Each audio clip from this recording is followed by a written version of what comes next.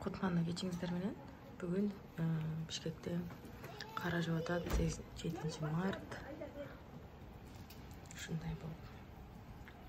Кара жаап атат. Негизи телефондон анча камерадан анча билинбейли, бирок мындай караганда аябай көп жаап атат.